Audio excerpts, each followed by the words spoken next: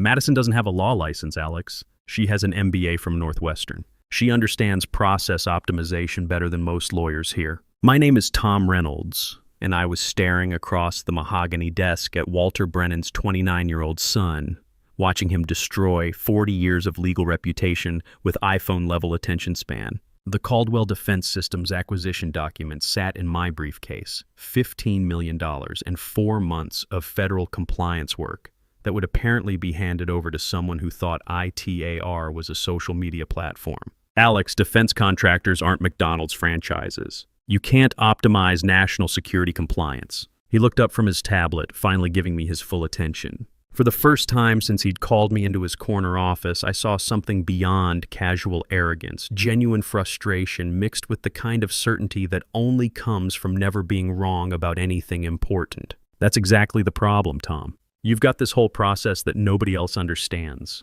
Personal relationships that bypass our systems entirely. Dad's partners all do the same thing. These little kingdoms that make the firm impossible to scale. At 48, I'd survived 20 years of military service, 12 years at Brennan Legal, and 3 years of raising my son alone after losing Sarah to cancer. But nothing had prepared me for this conversation.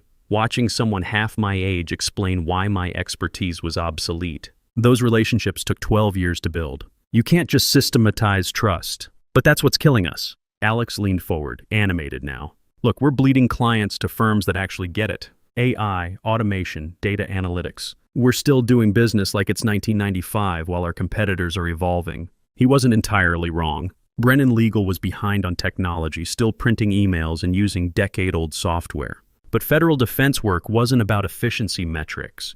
It was about precision, relationships, and understanding that mistakes could compromise national security. Alex slid a termination packet across his desk. We're restructuring. Team-based model, standardized processes. Madison understands systems in ways traditional lawyers don't. You're firing me to put your girlfriend in charge of classified defense contracts. His face flushed red. This isn't about Madison. It's about building a sustainable business model that doesn't depend on aging prima donnas who think they're irreplaceable. The words stung because there was truth in them. I was protective of my client relationships, maybe possessive. I'd resisted attempts to systematize my practice, preferring personal contact to automated processes. But watching Alex's thumb swipe across his phone screen while discussing national security compliance, I realized something. He wasn't evil. He was catastrophically naive. And that might be worse. 1 hour to clean out your office, he said, already turning back to his tablet. The drive home through Houston traffic gave me 20 minutes to process what had just happened. 12 years of building expertise, relationships, reputation, reduced to a process optimization problem by someone who'd never filed a federal compliance report in his life. Kyle was home from school when I arrived, sprawled across the kitchen table with calculus homework. At 16, he had his mother's intuition and my stubborn streak, a combination that made him impossible to fool. He was wearing Sarah's old University of Texas Law School t-shirt, faded and 2 sizes too big. Dad, you're home early. He looked up from his textbook, immediately reading my expression. Oh shit, what happened? Language. And I got laid off today. Kyle closed his calculus book with deliberate precision. Because of that Alex guy you've been complaining about? Among other things. Dad, you literally know more about defense law than anyone in Houston. This is bullshit. He caught himself. Sorry, but it is. I sat down across from him, noticing how the late afternoon light caught the gold in his hair, exactly like Sarah's had been. Want to hear the whole story? I found myself explaining everything. Alex's innovation push, Madison's promotion, the federal compliance issues that kept me awake at night. Kyle listened without interrupting, processing it with the kind of analytical thinking that reminded me how much he'd grown up since losing his mother. So he's not completely wrong about the technology stuff, Kyle said finally. Your firm does sound pretty old school, but he's an idiot for firing you. Thanks for the support. I mean it, Dad. You're the one who actually knows how to do the work, right? Kyle grinned, then grew serious. What are you going to do? About money and stuff? My phone buzzed. Text from Patricia Caldwell, CEO of Caldwell Defense Systems.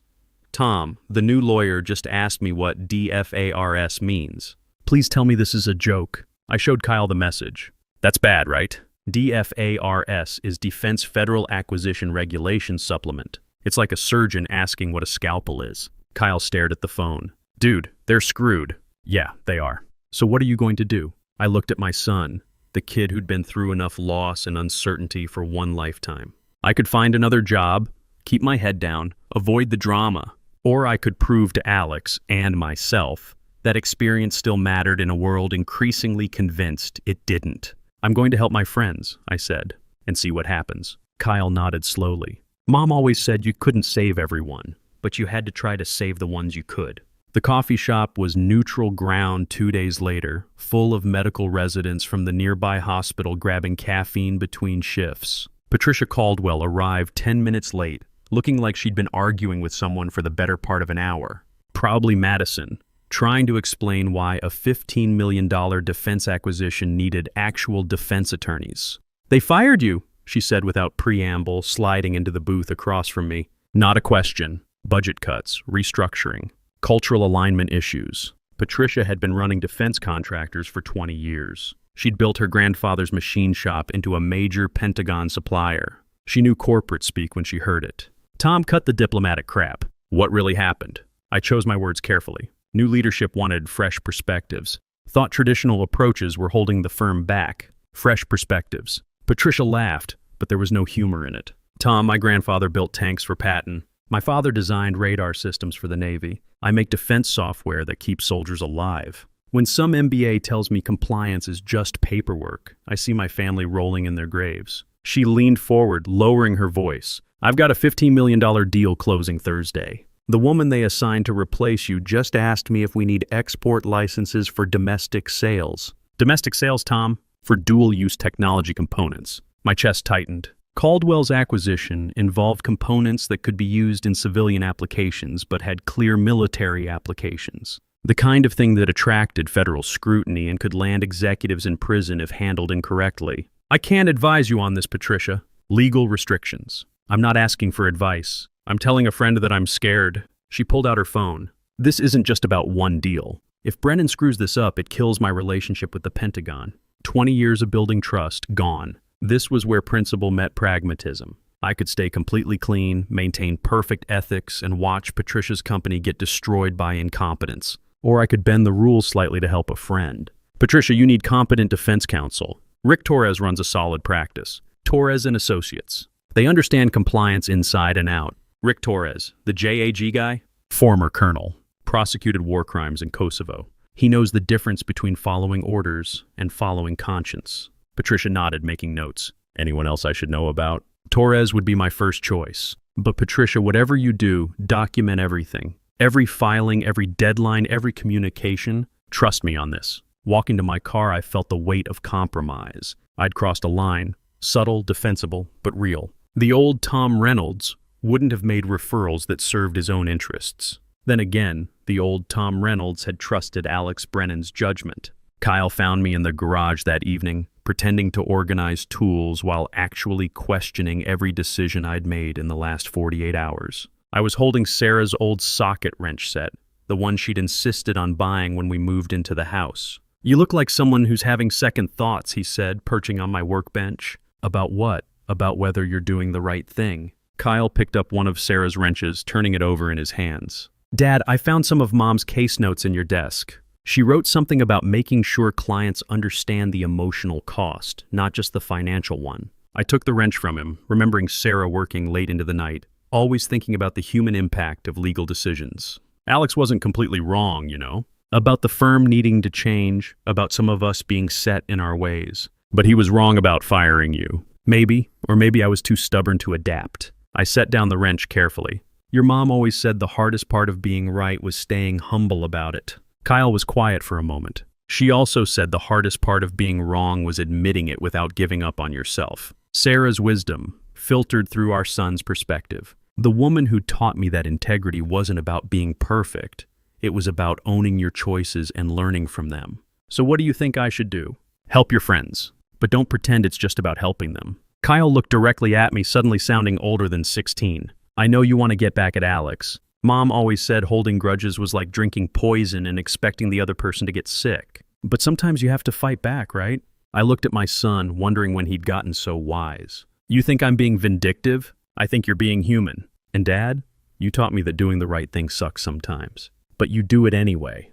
Rick Torres called Wednesday morning. His voice carried the weight of 20 years in the JAG Corps and the kind of directness that cut through bullshit like a laser. Tom, I've had 6 companies call asking about defense compliance work. All former Brennan clients. All mentioning your name specifically. Just making referrals to competent counsel. Cut the crap. I prosecuted war crimes for 3 years. I know what coordinated action looks like. Rick paused. Tom, I also know what justice looks like. What are you really doing here? I'm helping friends who are about to get screwed by incompetence.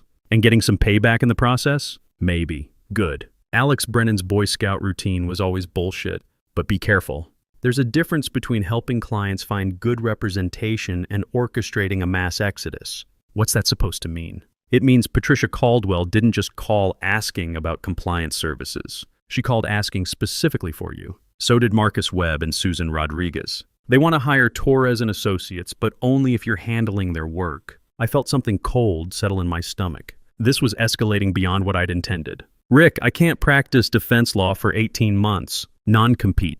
Independent consultant.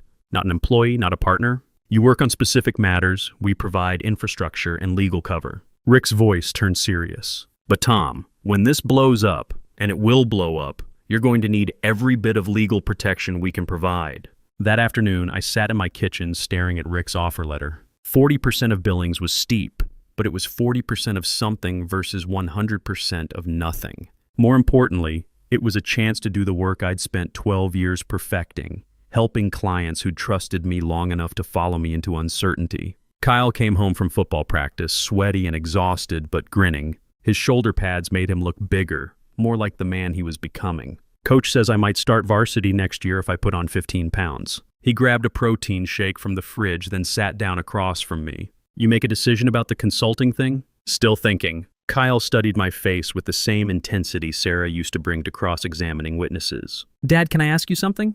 About Mom, of course. When she was sick and the treatments weren't working, did she ever think about just giving up? Taking the easier path? The question caught me off guard. Sarah had fought her cancer with everything she had, right until the end. But there had been moments, private moments between us, when she'd wondered if the fight was worth it. Sometimes. Why? Because you've got 2 choices here, right? Take the easy path and find a regular job somewhere else, or fight for what you think is right, even if it gets messy. And you think I should fight? Kyle shrugged, but his eyes were serious. I think Mom would want you to be honest about what you're really doing and why. If you're doing this for revenge, own it. If you're doing it to help people, own that too. But don't lie to yourself about your motivations. That evening, I called Rick Torres. I'm in, but Rick, I need you to understand something. This isn't just about helping clients. Part of this is personal. I figured.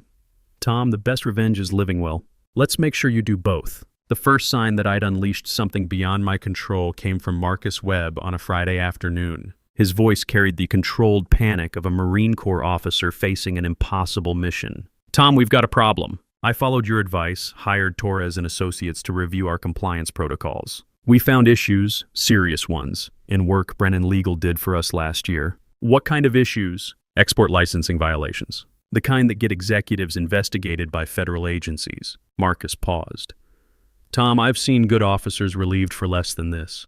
Brennan's boy's going to get people killed with his innovation bullshit. Marines don't innovate with enemy fire incoming, we execute. My stomach dropped. I'd expected to find routine errors, missed deadlines, sloppy paperwork, not potential criminal violations. Marcus, you need to report this immediately. Self-disclosure, full cooperation with regulators. Already started the process. But Tom, if we found this in one client file, how many others are there? That question kept me awake that night. I'd started this thinking I was helping friends avoid future problems. I hadn't considered that Madison's incompetence might have already created legal disasters. Kyle found me at the kitchen table at 2 in the morning, reviewing federal export regulations on my laptop.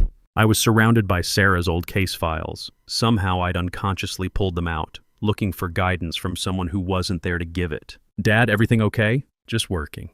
He sat down across from me, still wearing his pajamas. In the harsh kitchen light, he looked younger than 16, more like the scared kid he'd been when Sarah first got sick. Want to talk about it? I found myself explaining the situation, the export violations Marcus had discovered, the potential federal investigation. the possibility that my actions had unleashed something much bigger than personal revenge. "So you're worried you might have started something you can't control," Kyle said. "Something like that." Kyle picked up one of Sarah's old legal pads, covered in her careful handwriting. "Mom used to say that doing the right thing was like pulling a thread on a sweater.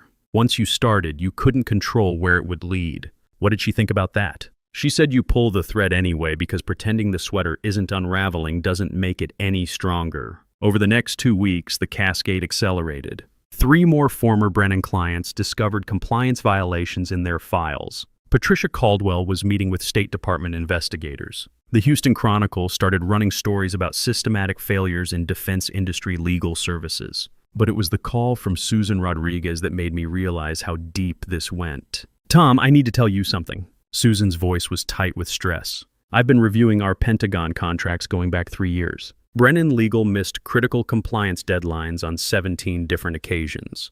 We're talking about violations that could trigger congressional hearings." Susan Rodriguez ran Aerospace Holdings with the precision of someone who'd learned early that mistakes in the defense industry could cost lives. She'd started as an engineer, worked her way up through the ranks, and had zero tolerance for incompetence. "How bad is it?"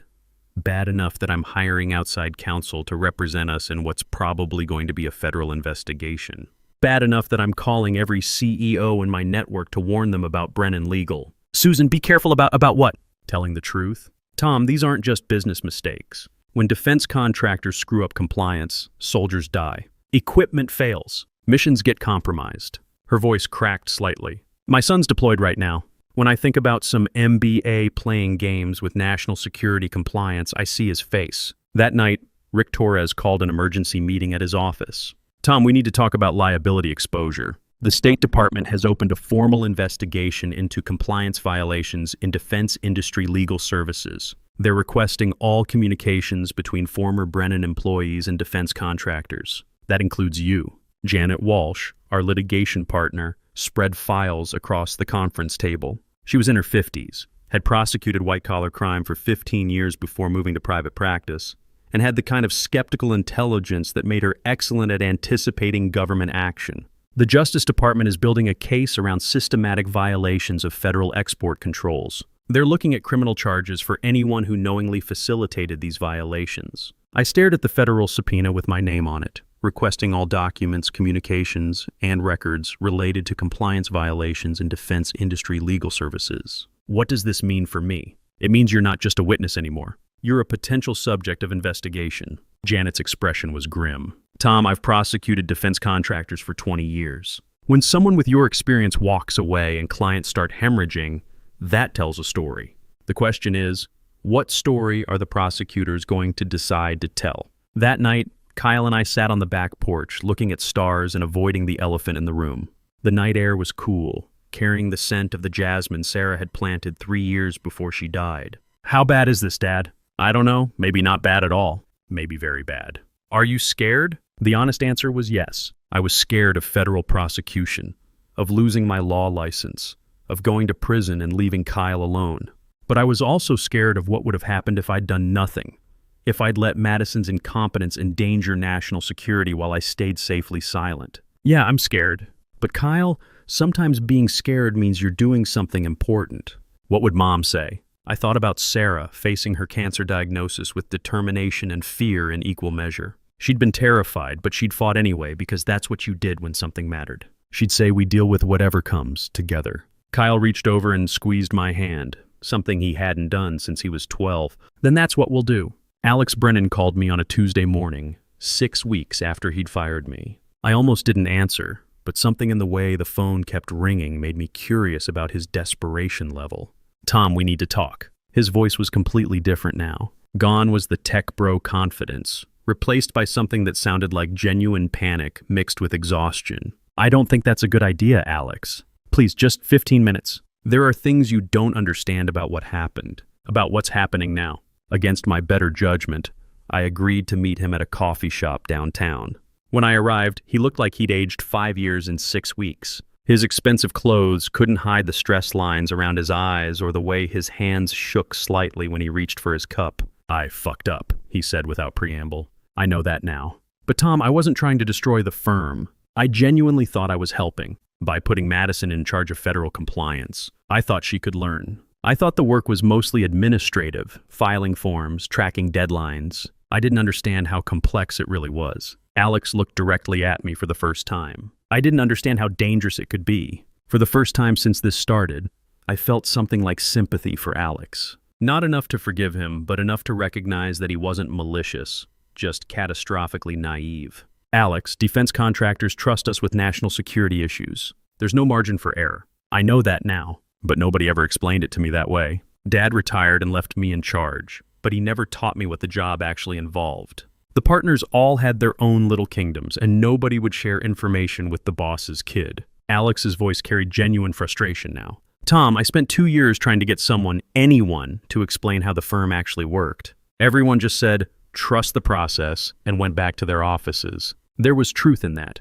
Walter Brennan had been a distant father and an even more distant mentor. The firm's senior partners had treated Alex like an annoyance rather than a future leader, protecting their turf instead of teaching him the business. What do you want from me, Alex? I want to know how to fix this. The federal investigators are asking questions I can't answer. About compliance protocols, about client relationships, about work you did that I never bothered to understand. His voice cracked slightly. Tom, people could go to prison. Not just me, clients, staff members, anyone who touched these files. And it's my fault. I looked at this 29-year-old who'd inherited more responsibility than he could handle and made decisions that could destroy lives. The anger I'd been carrying started to shift into something more complicated. Alex, the best thing you can do now is cooperate fully with the investigation. Tell them everything. Don't try to minimize or excuse anything. Take responsibility. Will you help me? I can't. I'm a potential target myself. Because of what I did to you. Because of choices we both made. Alex stared into his coffee cup. Tom, I want you to know, I called every major firm in Houston trying to find someone to replace you. You know what they all said? I waited.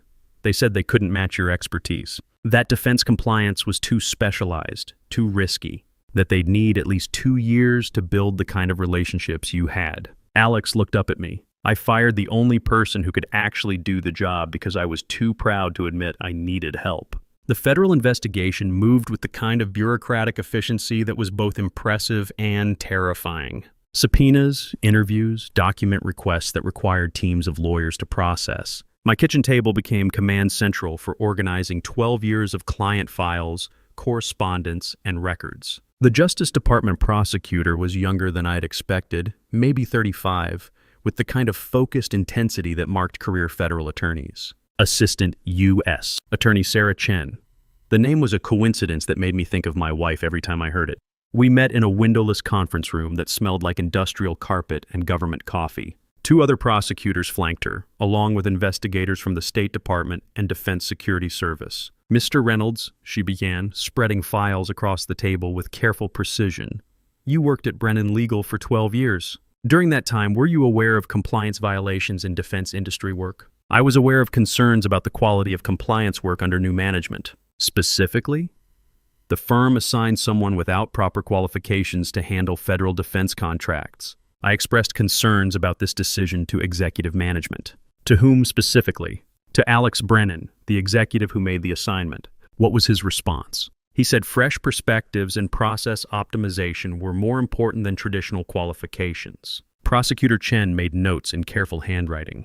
Mr. Reynolds, after your termination, you made referrals that led to the discovery of multiple compliance violations. Did you suspect these specific violations existed? This was the critical moment. The truth that could implicate me or clear me, depending on how it was interpreted. I suspected that inexperienced counsel might create problems for clients. I recommended they seek competent review of their compliance status as a precautionary measure. I did not know about specific violations, but you suspected problems serious enough to recommend immediate review? Yes.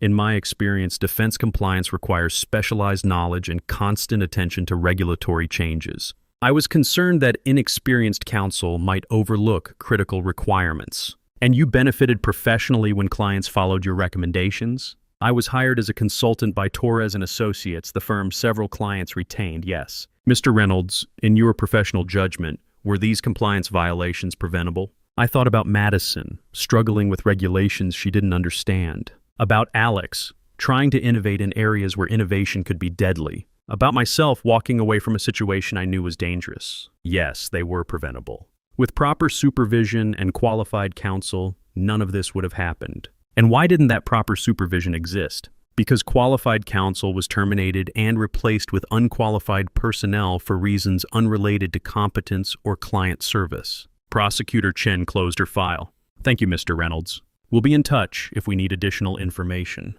As I walked to my car, I realized the investigation was far from over. The questions they'd asked suggested they were building a case around systemic negligence, possibly criminal charges for anyone who'd knowingly endangered national security. I was probably safe, but Alex Brennan was in serious trouble. The call came at 11:30 on a Thursday night, 3 months into the federal investigation. Kyle was asleep, and I was reviewing case files when my phone rang with an unknown number. Tom, it's Alex. His voice was barely recognizable, hoarse, exhausted, carrying the weight of someone who hadn't slept in days. Alex, you shouldn't be calling me. If the prosecutors find out, I don't care anymore. Tom, I need you to know something. Madison, she tried to kill herself yesterday. The words hit me like the physical blow. What? She's alive. In the hospital. But she left a note. She said she couldn't live with what she'd done to those companies, to their employees. She said she never understood what the compliance work really meant until the investigators started asking questions. I sat down heavily, feeling the weight of unintended consequences. In my focus on stopping Alex's incompetence, I'd never considered the human cost to Madison herself. Alex, I'm sorry. Is she okay? Physically, yes. Mentally, his voice broke. Tom, she's 26 years old. She has an MBA and thought she could learn anything. When I offered her the compliance work, she was excited about the challenge. She had no idea she was putting people's lives at risk. Alex, this isn't your fault alone. Yes, it is.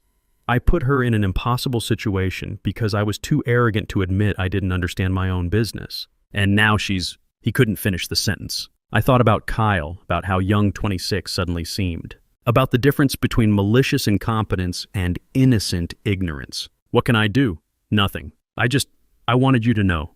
When this all comes out in court, people are going to think Madison was some kind of criminal. But she was just a kid who trusted me to know what I was doing. The line went quiet. Then Alex spoke again, his voice steadier now.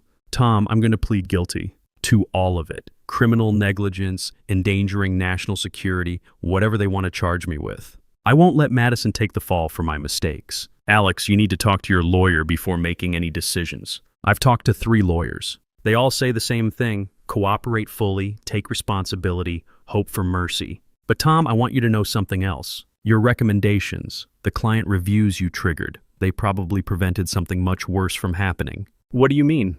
The investigators found evidence that our compliance failures went back 18 months. If those contracts had proceeded without review, if Madison had kept making the same mistakes, the Pentagon estimates it could have compromised dozens of defense programs, billions of dollars in equipment, thousands of soldiers. I felt something cold settle in my chest. The magnitude of what we'd narrowly avoided. Alex, why are you telling me this? Because when this is over, when my name is ruined and I'm working at my uncle's car dealership, I want someone to remember that we almost screwed up something really important. And you stopped it. The congressional hearing was held on a gray morning in March, 6 months after Alex had fired me. I watched from the gallery as Alex Brennan, 29 years old and facing criminal charges, testified before the House Defense Appropriations Subcommittee about systematic failures in defense industry legal oversight. Mr. Brennan, the subcommittee chair began, your firm handled defense contracts worth over $2 billion in the past 3 years. Can you explain to this committee how an unlicensed paralegal came to be responsible for federal compliance oversight? Alex had aged visibly since our last conversation. His expensive suits had been replaced by a simple gray jacket, his confidence completely gone. But when he spoke, his voice was clear and steady. Chairman Williams, I made a series of catastrophic judgment errors based on my fundamental misunderstanding of the complexity and importance of defense compliance work. I terminated qualified counsel and replaced them with inexperienced personnel because I prioritized innovation over competence. Are you saying you knowingly endangered national security? No, sir.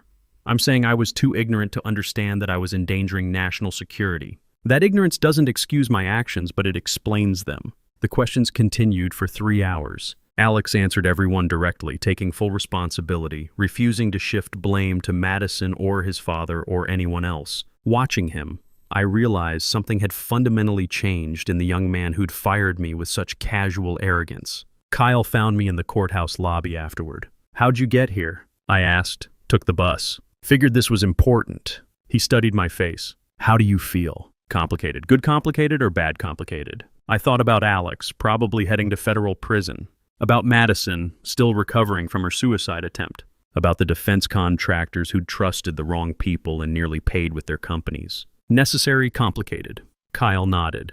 Mom would say that's the best kind. 6 weeks later, Alex Brennan pleaded guilty to criminal negligence in handling defense contracts. He received 2 years in federal prison and permanent disbarment from practicing law.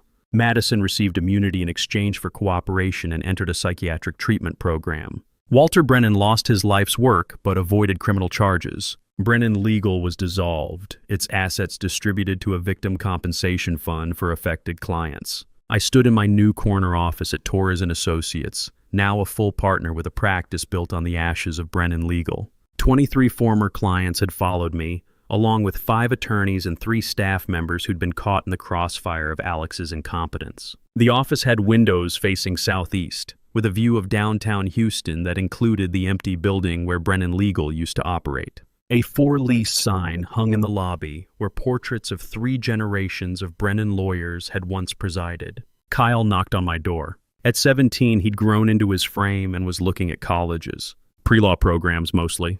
"Partnership meeting go okay?" he asked. They elected me managing partner. Kyle grinned. "Congratulations, Dad. Think Mom would be proud?" I thought about Sarah, about her belief that doing the right thing mattered more than doing the easy thing. About the principles she'd tried to teach both of us through her own example. I think she'd say we did what we had to do. That evening, I sat in my home office reviewing case files when my phone buzzed with a message from an unknown number. "Mr. Reynolds, this is Alex Brennan. I know I have no right to ask, but I wanted you to know that I understand now why you did what you did. I'm sorry for what I put you through, and I'm grateful that you helped prevent something much worse from happening. I hope your son is proud of his father. I hope someday I can be the kind of man who makes better choices." I stared at the message for a long time, then showed it to Kyle. "Are you going to respond?" "I don't know. What do you think?" Kyle read the message again, his expression thoughtful. "I think Mom would say that forgiveness isn't about the other person. It's about you deciding what kind of person you want to be." That night I wrote back, "Alex, we all made choices. Some were better than others. Learn from this and do better next time. That's what second chances are for." His response came immediately, "Thank you. I won't waste it." The reckoning, I realized, wasn't just about justice or revenge or even redemption. It was about understanding that every choice creates consequences, and sometimes the most important thing you can do is own those consequences and learn to live with them. Sometimes that means fighting for what's right, even when it's messy and personal. Sometimes it means forgiving people who don't deserve it, because carrying anger is heavier than letting it go. And sometimes it means recognizing that the person you thought was your enemy was just a scared kid making terrible decisions under impossible pressure. But mostly, it means building something worth protecting and teaching the next generation why that matters. Kyle was looking at law schools now, asking questions about justice and ethics and the responsibility that comes with power. Sarah's questions filtered through our son's perspective. The best revenge I'd learned wasn't destroying your enemies. It was becoming the kind of person who didn't need enemies to define who you were. But more than that, it was showing your son that principles aren't just pretty words you put on motivational posters. They're the foundation you build a life on. Even when that foundation gets tested, it holds. 2 years later, I received an invitation to Alex Brennan's wedding. He was marrying a social worker he'd met in his community service program, someone who understood second chances and the weight of making amends. I didn't go, but I sent a card. Kyle did end up studying law, but he also kept his mother's legal pad with her handwritten reminder. Settlement terms. Make sure client understands emotional cost, not just financial. She taped it to his dorm room wall, right next to his acceptance letter to University of Texas Law School. Some foundations, once built right, last for generations. They say just forget. Move on like it's easy. But forgetting you feels like remembering someone I've never seen. I've been trying to erase you from the places in my mind, But the harder that I fight it, the more you're hard to leave behind. Every memory keeps slipping through the cracks I try to close, like a face I should remember, but somehow never know.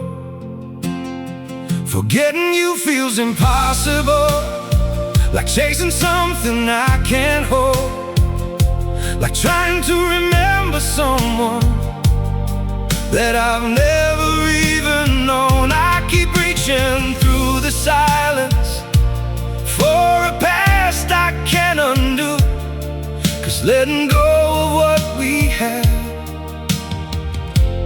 feels like losing something true. Every moment turns to fragments, every thought just fades to blue, like I'm searching for a feeling that still only leads to you.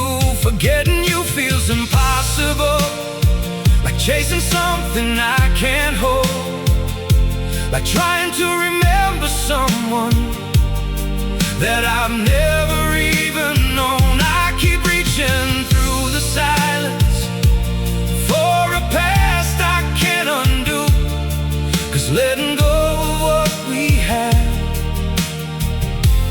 feels like losing something true.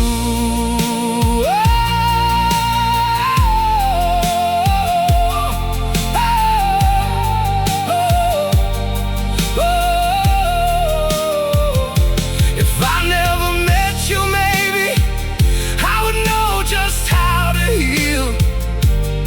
But now every empty moment still reminds me what is real.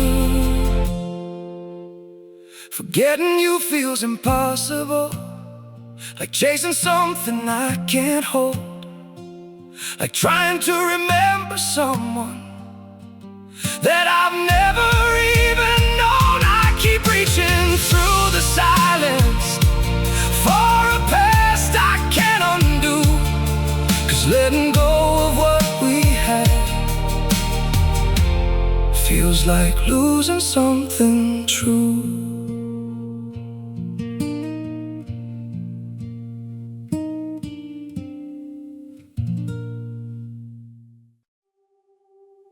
I'm freezing, I'm bleeding, slowly fading away. But don't worry, I'm fine.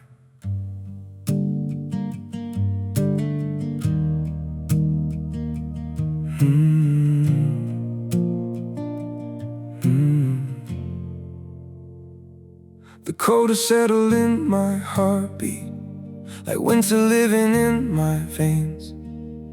Every breath feels numb and fragile, every smile just hides the pain. I'm breaking quietly in silence, falling slow without a sound. Yet I keep saying I'm okay, while my world burns to the ground.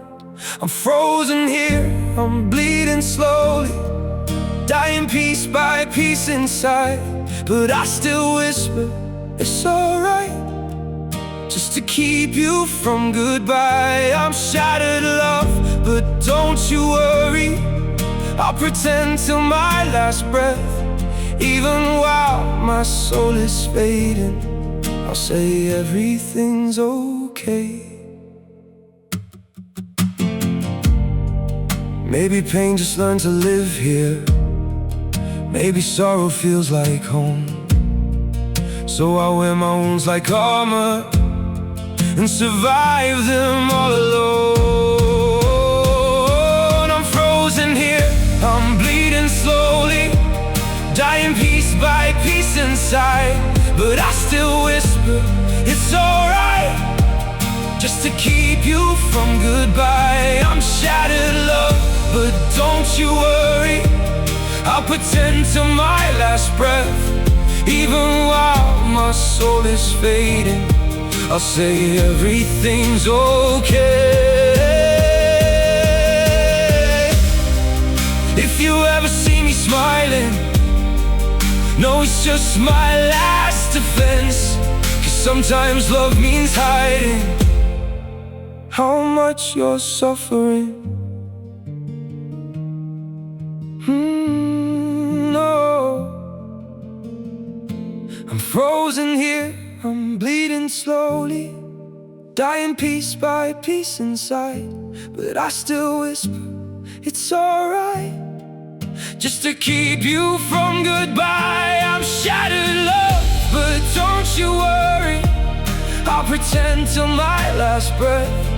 Even while my soul is fading, I'll say everything's okay. It's okay.